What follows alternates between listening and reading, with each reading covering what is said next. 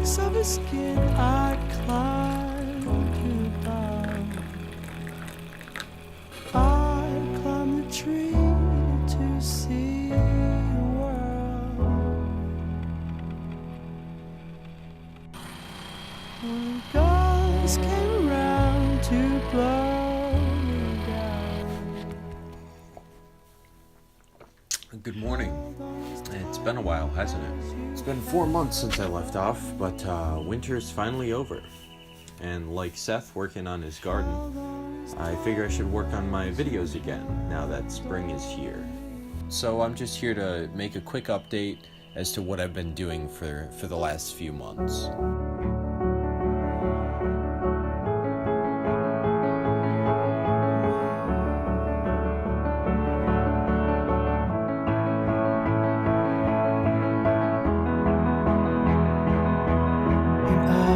Just because it's been a while doesn't mean I haven't still been busy.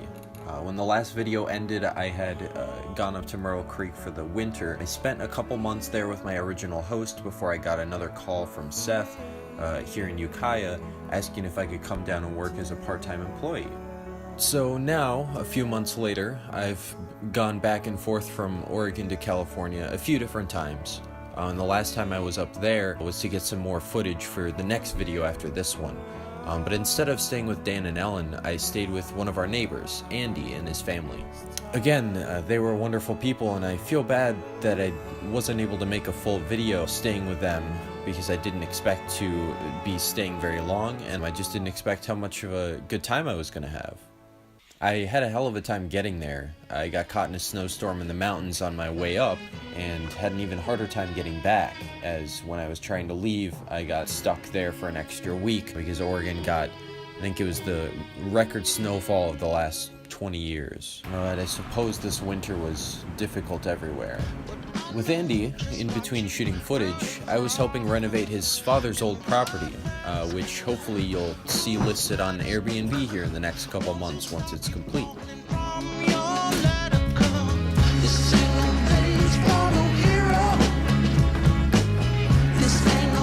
We certainly had our adventures, waiting out the power outages due to the amount of snowfall. Me and our other friend Paul had to help a few people out of the snowbanks in town. But no one out here is used to that amount of snow.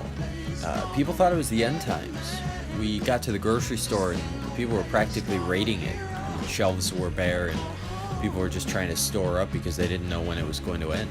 But Andy's a fantastic guy. He's quite the entrepreneur as well. He was a veteran, and when he got out of the service, he opened an online military coin shop. And I'll be happy to plug that here. So if you're interested, firstsalute.com.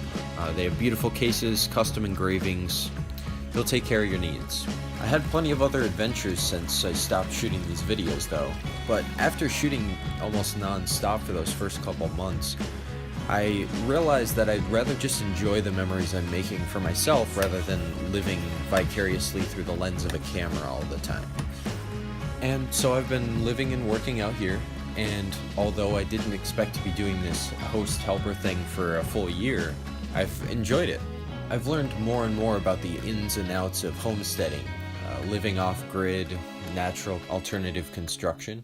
After working on Andy's property, traditionally constructed home versus the natural straw bale house that is being built here in Ukiah, I don't understand why people don't build their homes out of more natural materials more often. It makes sense for many different reasons. Sorry, Andy.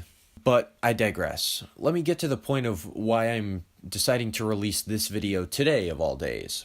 So not only has spring finally come, but it's Earth Day.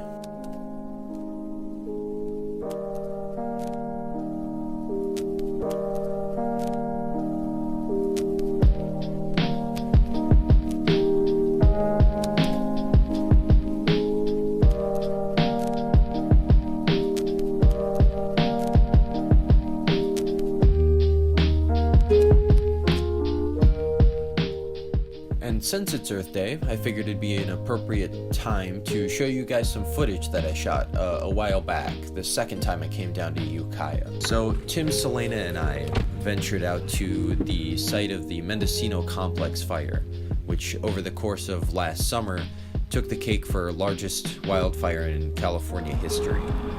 But that's to like some trailhead that's far away, so but we'll follow this. So we took a day to go out there and replant some trees. It was mostly fruits and vegetables, native species that we wanted to make sure would grow, and so we tried to find an ideal spot that would have some shade but also plenty of sunlight and had access to a good water source. Seems like there's enough sunlight and shade.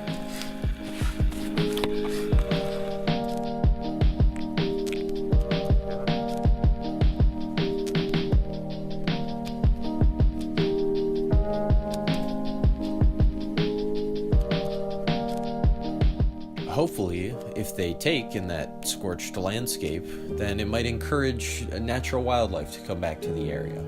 So that's really it. I just wanted to check in and say, you know, I'm still doing all right. I'm just hanging out here, living and learning. My next video, my final video, will be out probably sometime in early June. And after that, I'll probably do a wrap-up video just to kind of tie the whole series together, tell you how I felt about the whole experience, and see where I'm leaving off.